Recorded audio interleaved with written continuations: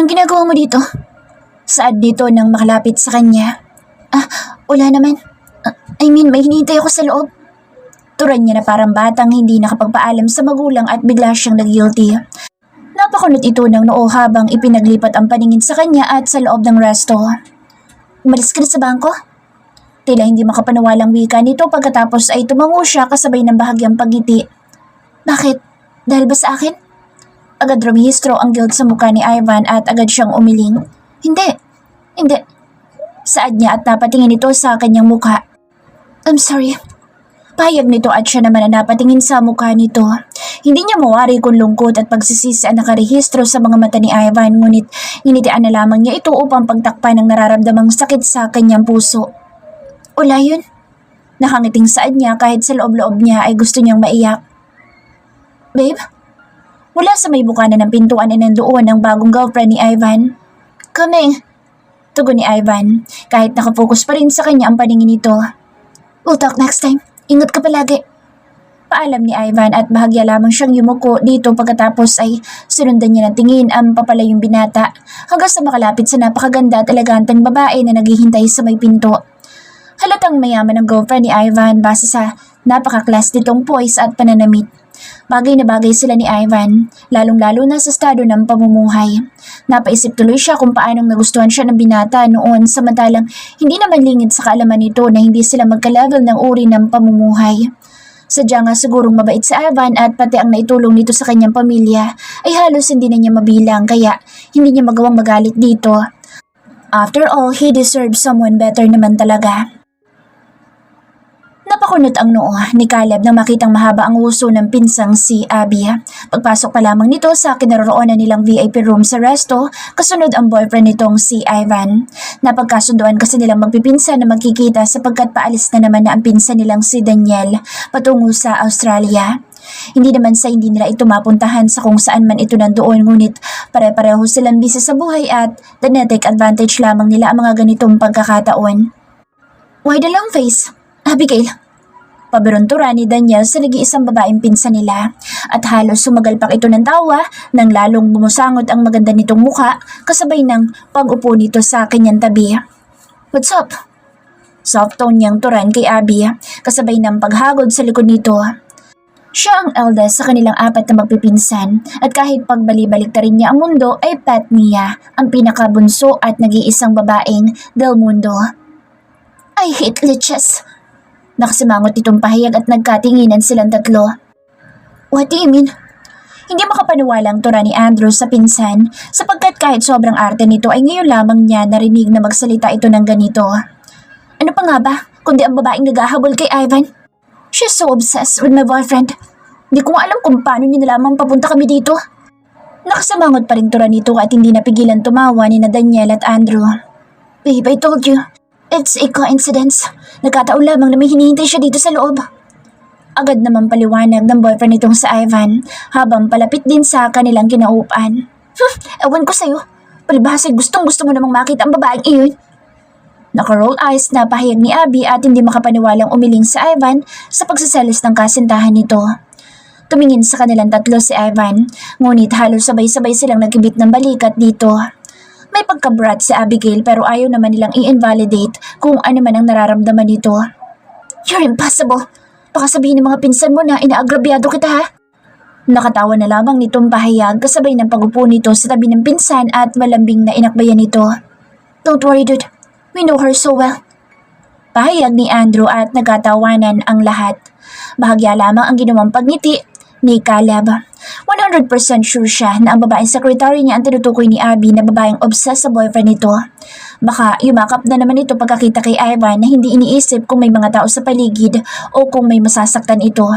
Ganoon naman ang mga taong obsessed. Mga sariling kaligayahan lamang ang iniisip at walang pakialam sa mga masasaktang tao.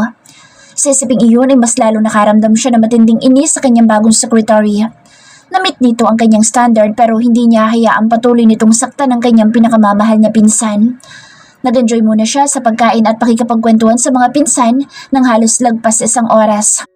Nang malapit na silang lumabas ay nag-send siya ng message kay Mrs. Santos upang pauwiin na si Kailin na kasalukuyang naghihintay sa labas ng resto. Napangiti siya pagkatapos habang nakikinikinita ang magiging reaksyon nito pagkatapos nitong maghintay ng matagal sa labas. Ma'am? Si Kailin matapos pindutin ang answer button sa kanyang cellphone. Isinave niya ang number ni Mrs. Santos kanina kaya sinagot niya agad ito. Miss Esperanza, pwede ka na umuwi. Tura nito at nagtaka siya kung inuutusan na siyang umuwi samantalang hindi pa lumalabas si Mr. Del Mundo. Ma'am, nasa loob pa po sa sir. Hindi pa po lumalabas. Saan niya dito? Okay lang yan. Total lagpas alas 5 na. Wala ka ng pananagutan sa kanya. Pahayag ng nasa kabila. Sigurado po kayo? Baka sasantayin niya ako agad. Ma'am, alam niyo naman kailangan ko trabahong ito. May pag-aalinlangan pahayag niya at narinig niya ang bahagyang pagtawa nito. Oo, sige na, umuwi ka na. Mas lalong mawawalan ka ng trabaho kung hindi mo susundin ang sinasabi ko. Sa Mrs. Santos kung kaya't nagli siyang napatayo. Okay ma'am, paalis na po ako. Salamat po. Mabilis niyang pahayag kay Mrs. Santos pagkatapos ay dali-dali siyang umalis sa kinauupan at pumunta sa gilid ng kalsada upang pumara ng taxi. Ang weird naman, pinaghintay siya na pagkatagal-tagal sa labas na parang timang pagkatapos ay ura-urada din po uwiin. Nakakaloka. Matino pa bang pag-iisip ng Caleb Del Mundo na iyon? Kinabukasan ay maagang nagising si Kailin upang maghanda para sa bagong trabaho. First day niya bilang secretary ngayon kaya dapat mas maaga siyang pumasok kesa sa kanyang boss. Kailangan niya magpa-impress. Tumataginting na 50,000 ang kanyang sweldo at kailangan niyang pangalagaan ito kahit gaano pa kasungit ang kanyang amo. Salamat sa mga tip na ibinigay ni Mrs. Santos. Kung hindi magkakaproblema siya ng malaki sa mga susuotin at pagme-makeup. Ate, ikaw ba yan? Si Lance nang mababaan niyang naghahanda ng pagkain sa hapag. Naka-turtleneck siya ng kulay black at simpleng nakatuck in sa kulay gray niyang slacks habang nakasuot ng napakakapal na salamin. Kala ko ba secretary yung pinapasukan mo? Ba't mukhang ikaw pa ang papalit kay Miss Tapia? Saad pa ng kapatid at ngani-ngani niyang kutusan ito. Grabe ka, kung baka Miss Tapia ka dyan, magkamukha lang tayo oy. Nakatawang turan niya kasabay ng pag-upo sa harap ng mesa. Napaisbid ang kanyang kapatid pagkatapos ay iiling-iling na ipinatong sa kanyang harapan ang nalutong pagkain. Hindi pa ba nagigising yung dalawa? First day ng work ko ngayon. Mauna akong umalis. Ikaw nilang bahala sa kanila mamaya. Bilin niya kay Lance at tumangutango naman ito. Wala na ba tayong budget? Turan niya sapagkat simpleng smoked fish at red egg na lamang ang inihain nito. Tuwing sahod, ibinibigay na niya sa kapatid ang budget nila para sa bahay. Madiskarte kasi ito at napapagkasya nito ang binibigay niyang budget para sa pangkain, grocery at allowance nilang tatlo sa school. Kung siya lamang sigurong humahawak baka first week pa lang ubos na ang pang 15 days nilang magkakapatid. Bawal muna ang karne sa atin ngayon, masyadong mahal. Tsuga muna tayo sa tuyo at gulay. Nakangisim pahayag ng kapatid at bahagya siyang natawa. Kabisado na niya ang kapatid. Kung ganoon, ang mga katagana ang sinasabi ay nawawala na ang hawak nitong powers. Di bale, kung makakaluwag-luwag tayo, baka makakakain na rin tayo sa labas. Positibo niyang pahayag at nakangiting nag-thumbs up ito. Sure, magsaset up ako ng table sa labas para literal na makakain tayo sa labas. Nakatawang turan ng kapatid kung kaya't nahawa din siya dito. Huwag ka nga, tumataginting na 50,000 pesos ang sweldo ng ate mo, no? Pagmamalitin niya at biglang namilog ang mga mata ni Lance. Talaga ate? Totoo? Saad nito habang namibilog pa rin ang mga matang umupo sa harap niya. Oo, kaya umayos kayo lahat. Hindi ako pwedeng umabsent kaya bawal kayo magkasakit. Lalong-lalo na bawal kayong gumawa ng kahit na anumang kalokohan sa labas. Pahayag niya at hindi pa rin makapaniwalan tumangutango ang kapatid. No worries ate. Mababait naman kaming tatlo. Ang yaman naman talaga ng boss mo ate. Oo, mayaman talaga. CEO ng napakalaking kumpanya. Del Mundo's Holding Company? Nandoon yata lahat ng mga galing na architect at mga engineers ate. Pangarap ko rin makapagtrabaho doon kapag nakagraduate ako at makapasa ng board. Konting kambot na lang, kayang-kaya yan. Saad niya at nakangiting pinagdaop ng kapatid ang dalawang palad sabay tingin sa taas. In God's grace, Amen. Wika nito at ayun din ang taimtim niyang panalangin ang matupad ang lahat ng pangarap ng kanyang mga kapatid. Balang araw, siya ang pinaka-proud at pinakamasayang ate sa buong daigdig dahil sa tagumpay ng kanyang mga kapatid. O siya, mauna na ako para hindi ako maabutan ng traffic. Bahala ka na dito ha. Bye! Pagkatapos makakain ay nagmamadali na siya nagpaalam dito.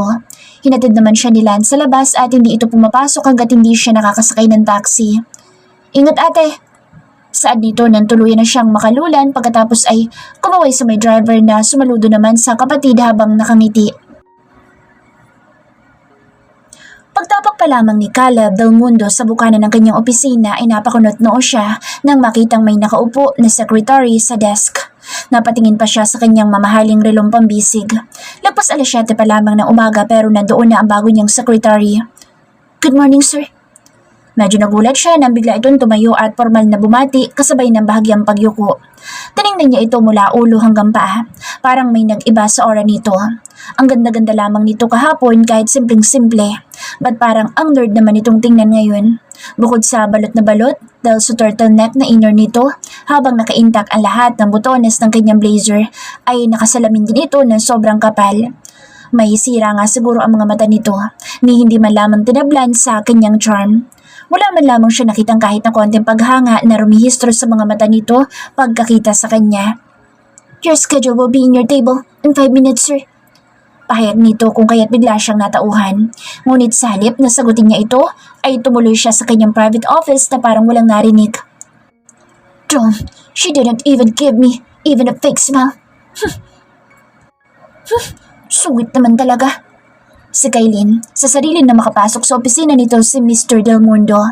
Halos panginigan siya nang tingnan siya mula ulo hanggang paa nito at rumihistro sa gwapong mukha nito ang pagkadisgusto.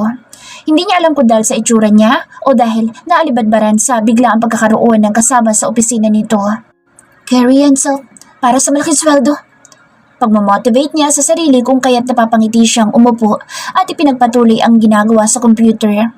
Pagdating niya ay nasa desk na niya ang lahat ng documents, pati password ng computer at email address. Halos simatayin siya sa dami ng nagpapaasap ng meeting sa CEO. Gumawa siya ng plan at nagprint ng mga attached documents pagkatapos ay kumatok siya sa private office ni Mr. Del Mundo. Nakailang katok na siya sa may pinto ngunit hindi man lamang ito sumasagot, kung kaya't binuksan na lamang niya ng kontang pintuan at isinilip ng kontang ulo. Nagtaka siya dahil nagbabasa lamang naman pala ito habang nakaupo sa harap ng mesa. Ba't parang hindi nito naririnig ang kanyang pagkatok? Nagbibingi-bingihan lamang ba ito o talagang may pagkabingi? I'm sorry to disturb you, sir, but here's your schedule for the day. Please check them for approval. I'll just come back to collect them for confirmation. Thank you. Magalang niyang pahayag dito habang maingit niyang ipinatong sa harapan ng boss ang hawak na folder. Pagkatapos ay nagbow ng bahagya bago nagmamadaling tinungo ang pinto. Get them now. Natigil siya sa pagpihit sa doorknob nang marinig ang boss ng kanyang boss. Bahagya siyang natigilan ngunit agad din siyang lumingon dito. Baka nagkamali lamang siya nang narinig. I said get them now. Mas malakas na dura nito na tila naiinis. Yeah, sir. Saad niya pagkatapos ay mabilis na lumapit sa table nito. Kinuha niya ang folder na ibinabalik nito ngunit hindi niya napigilan ang mapakunot noon nang makita ang napakalaking cross-out sa ginawa niyang schedule nito. Napalunok siya ng 2 beses pagkatapos ay unti-unting iniangat ang mukha upang tumingin dito. Halos mawalan siya ng kulay sa mukha dahil nakatingin pala ito sa kanya habang nakataas sa mga kilay nito. Don't bring trash in my table. Maya-maya itura nito at halos manginig ang kanyang tuhod. Trash talaga? Sorry sir, papalitan ko na lamang po ito. Pasensya na. Mabilis niyang pahayag at hindi nakaligtas sa kanyang mga mata ang sarkastikong pagngiti nito. Don't waste my time. Provide weekly plan. Narinig niyang utos nito at mabilis siyang nagbow dito. Yes sir, masusunod po. Turan niya pagkatapos ay tumungo na siya sa may pinto. Where are you going? Narinig na naman niyang turan nito at agad siyang napahinto. Sa desk ko sir. Gagawa po ng weekly plan. Saad niya na parang ilong lang yata niya ang nakarinig. Did I instruct you to go out now? No, sir. Tugon niya at gusto niyang kutusan ng sarili dahil sa padalos-dalos niyang kilos. Pasensya na po. Humingi siya agad ng paumanhin dito. Don't let anyone enter my office. I am not expecting any visitor today. Iritadong utos nito at walang kasimbilis ang ginawang pagbaw dito. Copy, sir. Saad niya habang hinihintay pang ibang instruction nito, ngunit nakalipas na ang halos 1 minuto ay wala pa rin itong karagdagang utos kung kaya't nagangat siya na muka upang tingnan ito. Only to find out na nakafocus na pala ito sa binabasang dokumento kanina. Gusto niyang mainis ngunit napailing na lamang pagkatapos ay nagbaw pa rin kahit hindi ito nakatingin bago tahimik na tinungo na ang pintuan at lumabas. One more thing. Biglang saad nito kung kaya't hindi niya namalayan ang sariling nakataas ang kilay nang humarap siya dito. Don't tell anyone that I am here. Dagdag nito at lihim siyang napangisi. For sure may tinataguan ang lalaking ito.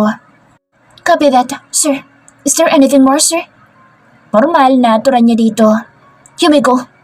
Pasubladong wika nito at pasimple niyang iniikot ang kanyang mga eyeballs bago naisipang magbow dito at tuluyang lumabas. Halos pabagsak siyang umupo sa kanyang swivel chair nang makabalik sa kanyang desk. Unang araw pa lamang niya sa trabaho ay mukhang stress na siya sa ugali ng kanyang boss. Parang hindi niya matanggap sa sarili na totally ay nilagyan nito ng napakalaking X ang ginawa niyang plan. Napahawak siya sa kanyang noo. Mukhang dito na siya magkaka-wrinkles ng marami. Maya-maya lamang ay halos mapaiktad siya ng tumunog ang telepono malapit sa may computer. Lumunus Holding Company, Office of the CEO. May I help you? Masiglang bati niya nang iangat ito. Who the hell are you?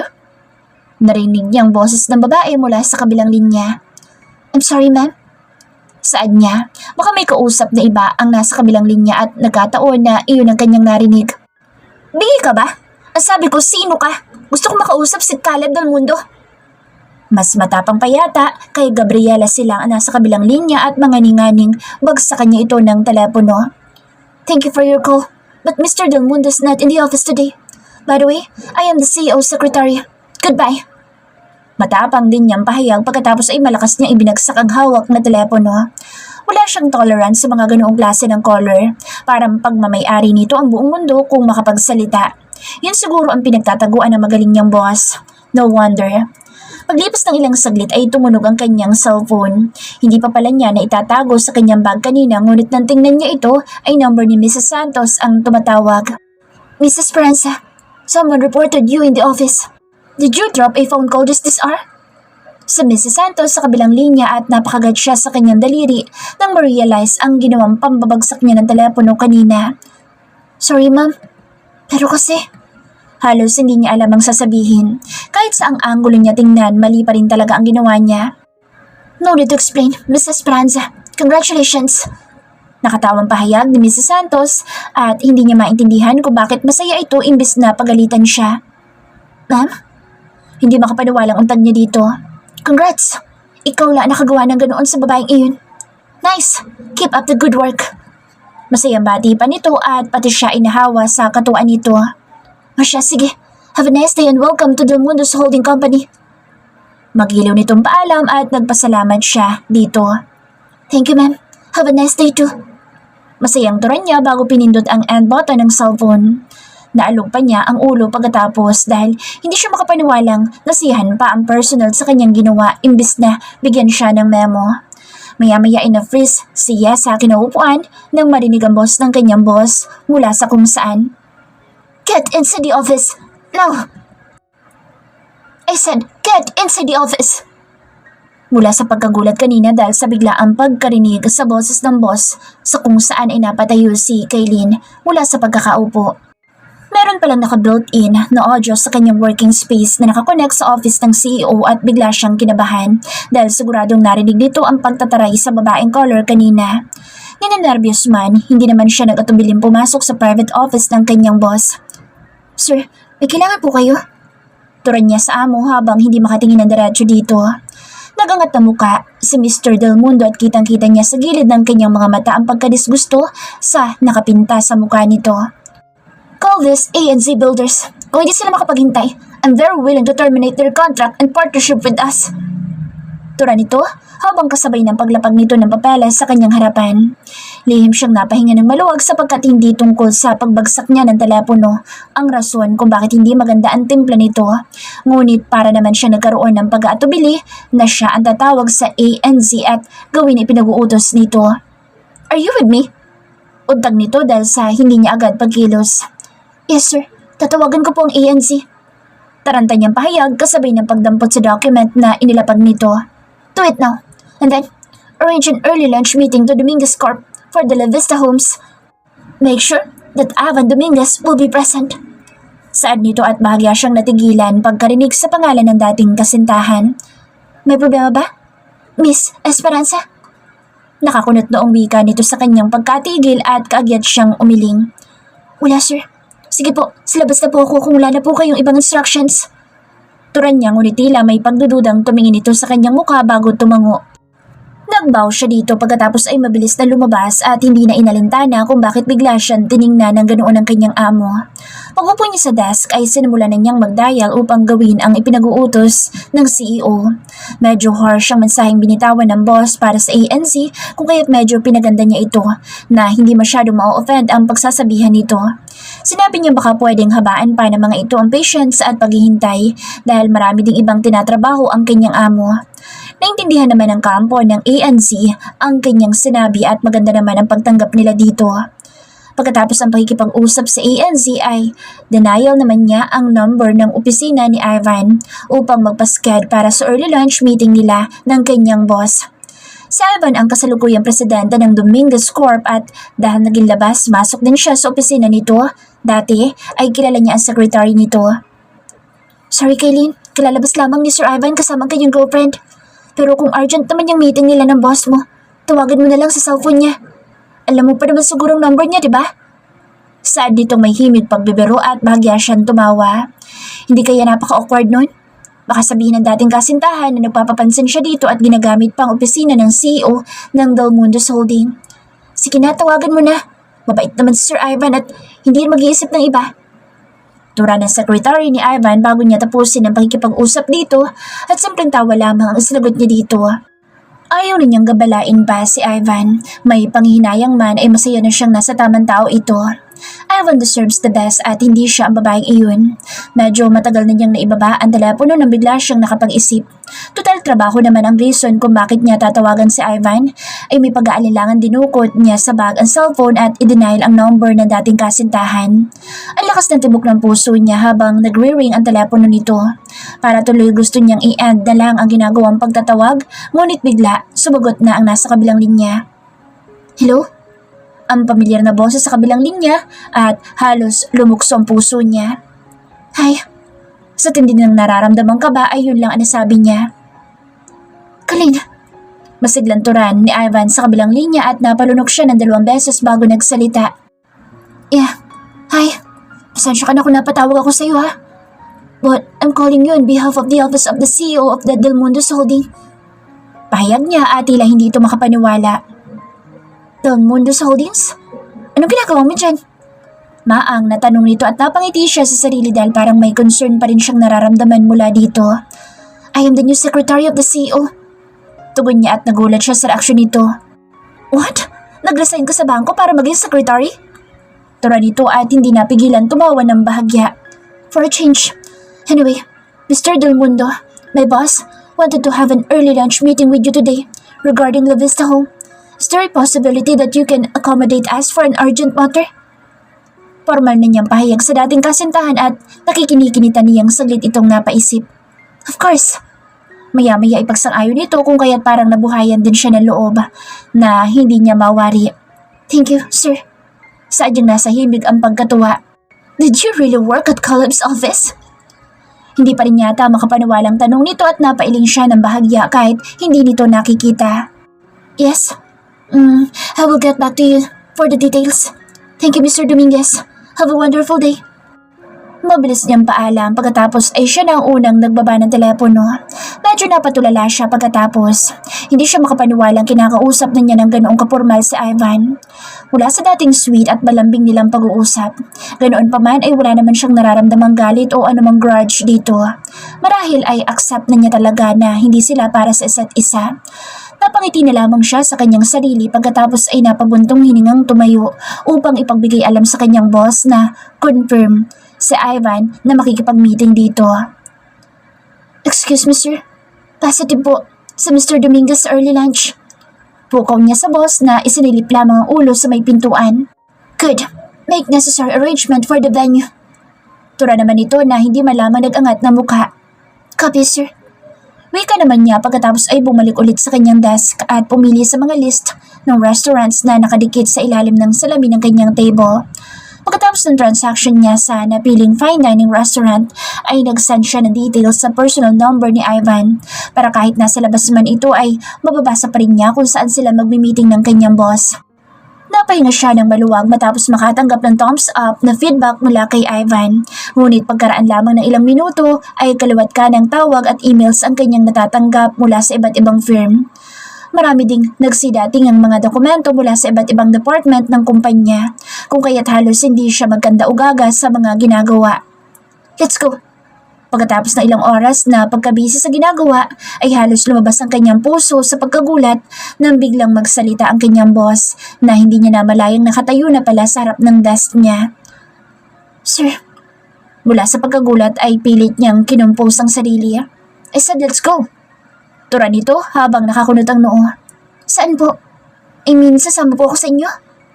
Saan niyang halos maganda buhol-buhol at mas lalong nalukot ang mukha nito pagkatapos ay biglang umalis na wala man lang pasabi. Ngunit bago pa man ito makalabas sa pinto ay bigla siyang natauhan. Mabilis siyang tumayo, kinuha ang notebook at nagmamadaling sumunod sa kanyang boss. Sa elevator niya ito nahabol at muntik pa siyang mapagsarahan kung hindi lamang niya naiipit ng mabilis ang katawan sa pasaradong pintuan. Pumasok siya sa kabilang gilid at pasimpleng nag-inhale-exhale. Napagod din siya sa ginawang lakad takbo upang mahabol lamang ang boss niyang nonchalant. Nakita naman siya nitong humahangos papunta sa elevator pero parang hindi siya nakita at itinuloy pa ring isinara ang elevator. Ngunit imbes na hiyaang mainis ang sarili ay ipinikit na lamang niya ang mga mata at sinandal ang likod sa wall ng elevator. Pagmulat niya ay nakabukas ng elevator at nakalayo na naman ang kanyang amo patungo sa exit door. Halos patakbo na naman siyang sumunod dito ngunit nasa pintuan pa lamang siya palabas ay diretso itong sumakay sa naghihintay na sasakyan at ipinasara sa driver. Mabuti na lamang at mabait si Kuya Delphine dahil hinintay siyang makalapit at makasakay sa front seat bago lumulan at umupo sa driver's seat. Saan po tayo, sir? Tanong ni Mang Delphine nang makapwesto sa harap ng manibela. Hummingbird po tayo, kuya. Siya ang sumagot kay Kuya Delphine dahil sigurado siyang magbibingi-bingihan lang ang boss nilang nakapikit at prenteng nakaupo sa backseat. Ang sarap batuhin ng sapatos. Hindi man lamang makikitaan ng simpatya sa kanyang mga empleyado. Kaya siguro madalas mawala ng secretary dahil walang nakakatagal sa ugali nito. Gwapo nga, saksakan naman ng maldito. Ay, lihim na nagngingit-ngit si Kailin habang nakatingin sa boss na nakapikit sa likod mula sa salamin. Kung nagkatotoo lamang siguro mga iniisip niya dito ay baka nag-aalaga na ito ng bukol sa ulo. Iniisip niya kasing hampasin niya ito ng sapatos at sabunutan ang may kahabaan at wavy nitong buhok. Pagkatapos ay pipitikin niya ng bongga ang matangos nitong ilong at sabay-sabay niyang bubunutin ng tiyan ang wala sa ayos at malalago nitong kilay. Iniisipan niyang kagatin niya ng bonggang-bongga ang makinis at mamula-mula nitong mga pisngi at kung ano-ano pa dahil sa gigil at inis niya dito. Ngunit biglang nalaki ang kanyang mga mata sapagkat nakamulat na pala ito at ngayon ay nakataas na ng todo ang isang kilay habang nakatingin sa kanya. Pakaramdam ni Kailin ay gumapang pataas sa kanyang muka lahat ng kanyang dugo dahil sa pagkahuli sa kanya ng kanyang boss habang nakatingin dito sa pamamagitan ng salamin. Pasimple niyang inayos ang makapal na salamin pagkatapos ay patay mali siyang umayos ng upo sa tabi ng driver. Mabuti na lamang at eksaktong tumigil na sa parking lot ng restaurant ang sakyan at mabilis na bumaba si Kuya Delphine upang pagbuksan ang kanilang amo. Nang makababa ito ay pinagalitan niya ang sarili at pinagtatapik pa ang noo. Nagulat pa siya nang buksan ni Kuya Delphine ang pintuan sa tabi niya at sinabihan siyang pwede na siyang bumaba. Salamat, kuya. Pasasalamat niya at ngumiti lang din ito sa kanya sabay nguso sa papasok na sa restong amo. Bilis! Nakangiti pa nitong turan kung kaya't kulang na lamang ay liparin na niya ang distansya nila ng kanyang boss upang makalapit agad dito. Mabuti na lamang at bahagyang tumigil. Marahil ay wala itong ideya kung anong table ang kanilang reservation. Mabuti nga sa'yo. Sad niya sa sarili dahil halatang hinintay siya nito. VIP, dining room number 5 please. Agad niyan turan sa crew na sumalubong sa kanila. Okay ma'am, this way please. Magalang naman pahayag ng crew pagkatapos ay sinamahan sila hanggang sa nasabing dining room. Nagpasalamat siya sa crew nang makarating sila sa pinto ng kanilang reservation at nagbow ito bago umalis. Nang makaalis ito ay mabilis niyang binuksan ang glass door upang makapasok ang napaka-formal na amo. Ni hindi man lamang ito nagpasalamat sa pagiging gentlewoman niya, kung kaya't natadyakan na naman niya ang likod dito sa kanyang isip. Diretso itong umupo sa malambot na couch kung saan ito ay nagsisilbing dining chair at parang prinsipe ang pagkakaupo habang ipinalibot ang paningin sa loob ng room. Wala pa ang kamiting nito pero any moment ay darating na rin kaya nang pumasok ang crew at tanungin kung isoserve na nila ang food ay tinanguan niya ito. Maya-maya lamang ay bumukas na ang pinto at pumasok si Ivan kasama ang girlfriend nito habang sweet na nakaangkla sa bisig nito. Agad na nag-iba ang nakarehistrong ekspresyon ng mukha ni Ivan na makita siya.